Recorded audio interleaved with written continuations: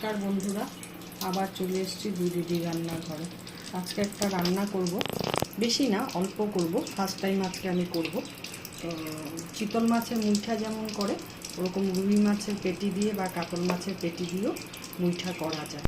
তো এটা আমি মা করতো, আমি জানতাম না আগে। তো এখন নিজের বুদ্ধিতে আমি করব আজকে, কারো ভিডিও দেখে বা এসে করে না।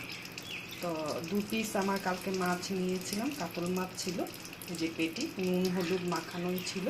তো আমি এখন এটাকে হলো গিয়ে বাটিতে জল বসিয়ে রেখেছি, জল গরমও হয়ে গেছে। এই দুটো মাছ আমি এইখানে দিয়ে দিব।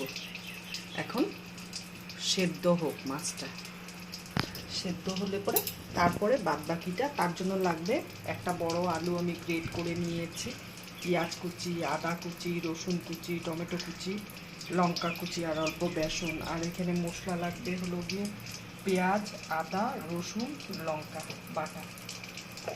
আর বাদবাকিটা যখন করব তখন তোমাদেরকে দেখাবো। মাছটা সেদ্ধ হোক, পরে আমি ফিরে আসছি, আবার দেখাচ্ছি। তো সেদ্ধ হয়ে গেছে মাছটা। আমি এক টুকরো লেবুর রসও দিয়েছি, ওই যে লেবুটা রেখেছি দেখানোর জন্য, মাছের আস্তা গন্ধটা চলে যাবে। তো এখন নামিয়ে নিচ্ছি। নামিয়ে এখানে কড়াইটা গরম হতে দিয়ে দিই। কড়াইটা গরম হোক, তারপর ততক্ষণে আমি মাছের জলটাকে ফেলে দিই। মাছের জলটাকে ফেলে দিলাম। তো আমি 1 পিস মাছ এই যে প্লেটে উঠিয়ে নিলাম। কাঁটাগুলো বাছতে হবে না, এই জন্য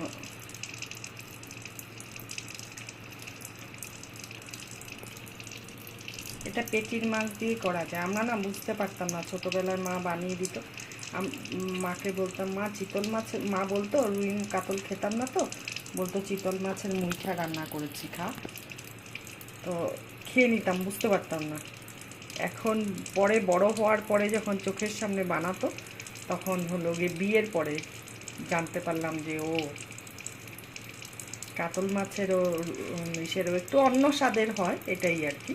চিতল মাছের মুইঠা তো চিতল মাছের মুইঠাই, ওইটার জায়গায় তো আর কেউ আসতে পারবে না, কিন্তু টেস্টটা একটু ভালোই হয় করতে পারলে।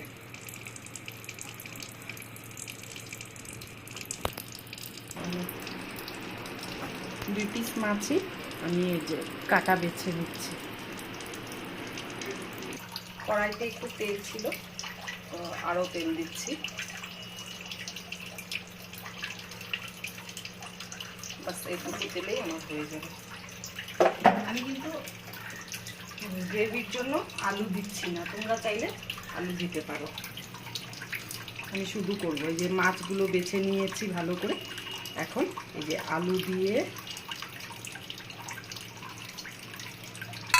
তারপরে এটার মধ্যে আরও জিনিস অ্যাড করবো।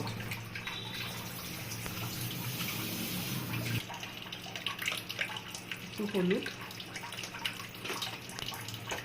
মাছ সেদ্ধ করার সময় একটু নুন হলুদ মাখানো ছিল, আর এই পেঁয়াজটার মধ্যেও রসুনটার মধ্যেও নুন মাখিয়ে রেখেছি।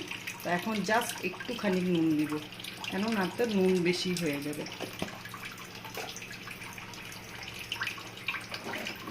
আর একটু দিব কাশ্মীরি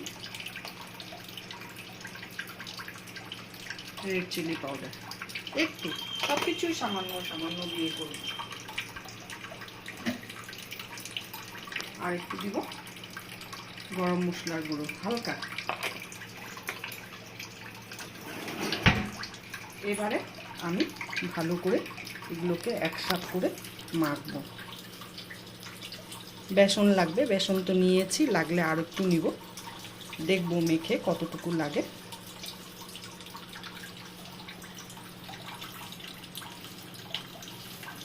এখন আমি বেসনটা দিয়ে মাখবো।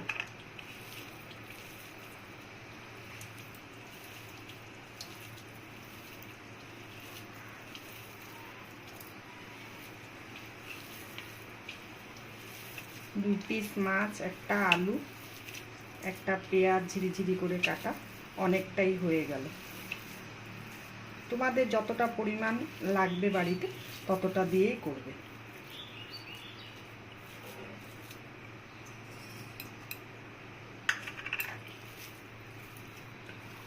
লেগে গেল আমার সম্পূর্ণ বেসনটা।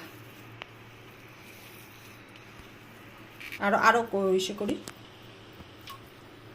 এই যে যে যেমন, মাখাটা তো হয়েই গেল। এখন যে যেমন করে পারেন আপনারা শেপ দিবেন। গোলও দিতে পারেন, এরকম লম্বাও দিতে পারেন, বা চৌকোভাবেও দিতে পারেন, যার যার ইচ্ছা। তো আমি এইভাবেই দিচ্ছি শেপ। 2 পিস মাছ দিয়ে একটা আলু দিয়ে কয়টা হলো, এটা তো ছেড়ে দেন, এটা একটা ছোট্ট গোল শেপের দিলাম। আর তাছাড়া 3, 3, 6, 7, 8 পিস হলো। তো ঘরে যদি কিছু না থাকে, 2 টুকরো মাছ থাকে, তাহলে এইভাবে বানিয়ে নিলে খাওয়ার মুখের রুচিটাও চেঞ্জ হবে, একটা নতুনত্ব রেসিপিও হবে, আর ভালোও লাগবে খেতে।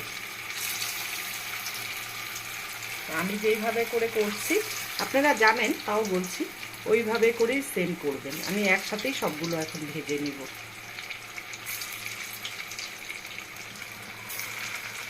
এক পিঠ ভাজা হবে, তারপরে আমি আরেক পিঠ উল্টাবো। গ্যাসের আঁচটাকে মিডিয়াম ফ্লেমে রাখবো। এক পিঠ তো ভাজা হয়েই গেছে, আরেক পিঠও আমি এখন এই যে উল্টে দিচ্ছি। এটা কিন্তু না শুধু শুধুও ভালো লাগবে, একটু কোট করে নিতে হবে।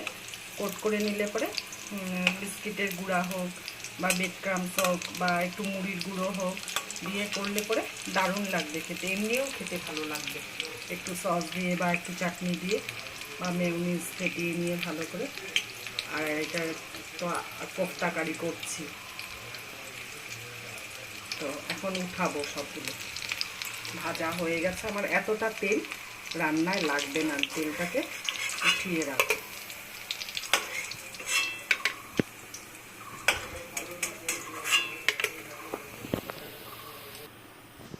যে ভাজা হয়ে গেছে আমি উঠিয়ে নিলাম। এখন তেল এতগুলো আমার লাগবে না, যেহেতু আমি তেলটাকে এই বাটির মধ্যে রেখে দিচ্ছি। আমার এত তেল লাগবে না। ফোড়নে দিব তেজপাতা আর 2টা এলাচি আর হলো গিয়ে 1 টুকরা দারচিনি, এটা যাবে ফোড়নে।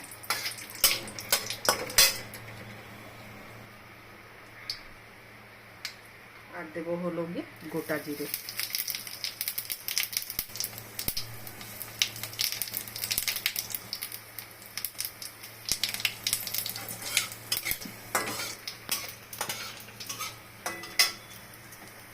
এখন আমি মশলাটা তেলের মধ্যে দিয়ে দেবো। এই যে পেস্ট করা আছে,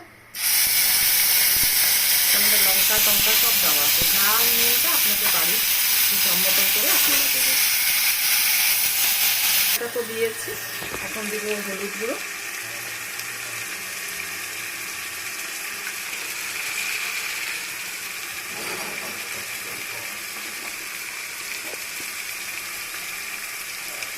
একটু দিব ধনে পাউডার,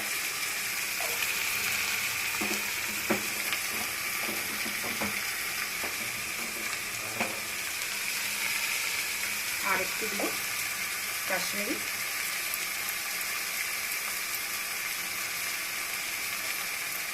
রেড চিলি পাউডার। আর নুন তো ওগুলোর মধ্যে দেওয়া আছে, সব কিছুর মধ্যে। নুনটা আমাকে খুব বুঝিয়ে দিতে হবে। এই যে 1 চামচ নুনই আমি দিব, কম হলে ভাতের সাথে মাখিয়ে খাওয়া যায়, বেশি হলে আর কিছু করণীয় থাকে না। আমি কিন্তু খুব কম তেলে শুধু ডিপ ফ্রাইটা করেছি, যে ফ্রাইটার জন্য আমার তেল লেগেছিল। আমি কিন্তু খুব কম তেলে রান্নাটা করছি। এই যে বাটি ধোয়া, মিক্সি বাটি ধোয়া জলটা দিয়ে এখন আমি মশলাটাকে খুব সুন্দর করে কষাবো অনেকক্ষণ ধরে। গ্যাসের আঁচটাকে একদম লো থেকে একটু বেশি উঠাবো, বাস উঠিয়ে নিয়ে এইভাবে মশলাটাকে কষাবো খুব সুন্দর করে। মশলাটা পুরো কষানো হয়ে গেছে, এখন আমি এই অবস্থায় জল দিয়ে দিব। দিয়ে ঝোলটা ভালো করে ফুটবে, তারপরে কোফতাগুলো দিয়ে নামিয়ে ফেলবে। ঝোলটাকে একদম টকবকিয়ে ফুটাবো এখন আমি।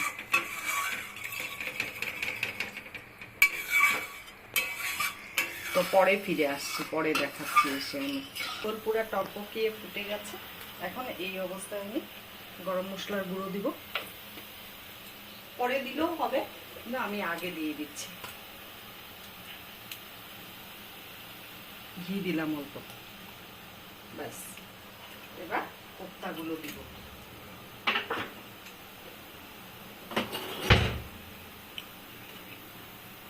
কোফতা দিয়ে আর বেশি ফুটাবো না,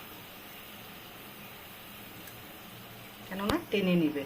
আর একটু আমার বাড়িতে একদম শুকনো খাবার চলে না, কেন কি আমার একজন আছেন, উনি হলো গিয়ে চিকেন রান্না করলেও যাই কিছু করা হোক কষা, ঝোল লাগবে, ঝোল, ডাল খাবে না, ঝোল লাগবে।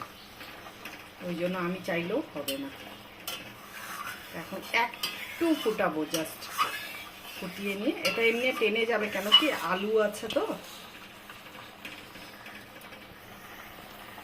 এখন গ্যাস অফ করে দেবো, হয়ে গেছে আমার। আর বেশি ফুটালে আর ঝোল থাকবে না। তো এখন আমি নামিয়ে নিলাম। বেসন আছে, আলু আছে, এগুলো সব টেনে নিবে।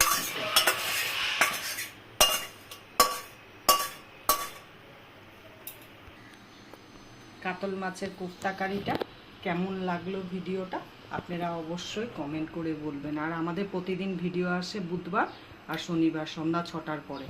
তো ভালো লাগলেও কমেন্ট করবেন, খারাপ লাগলেও কমেন্ট করবেন, দুটোই করবেন। আপনারা বললে আমি আরও শিখতে পারবো, জানতে পারবো, আর উৎসাহিত দিলেই আমি আরও আগে আগে নতুন নতুন ভিডিও নিয়ে আসবো। রাখছি, টাটা।